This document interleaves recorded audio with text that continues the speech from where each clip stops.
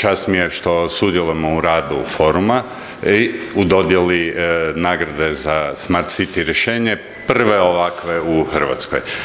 To me posebno veseli jer, kao što znate, Hrvatski Telekom je danas vodeći partner pametnih gradova u Hrvatskoj.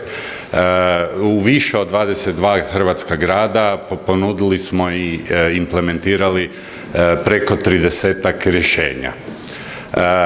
Mi znamo da se pametan grad ne postaje lako, ne postaje se preko noći.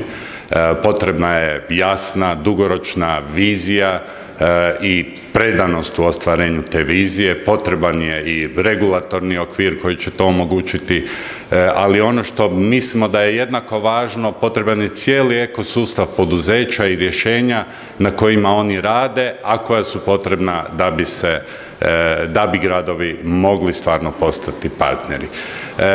To je bio naš pristup od samog početka.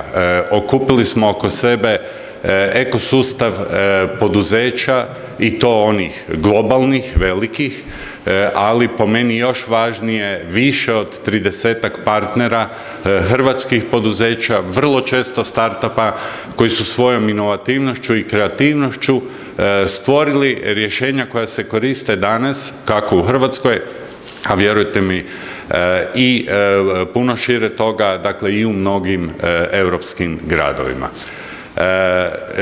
Zato i ova i ovakva nagrada pokazuje da smo se odlučili za dobar pristup.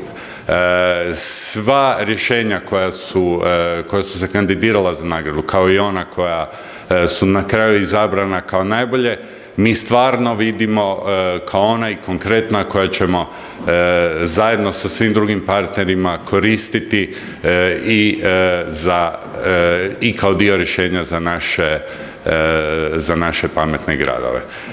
Stoga još jednom pozdravljam sve, želim uspješan rad ovog foruma i hvala vam lijepa.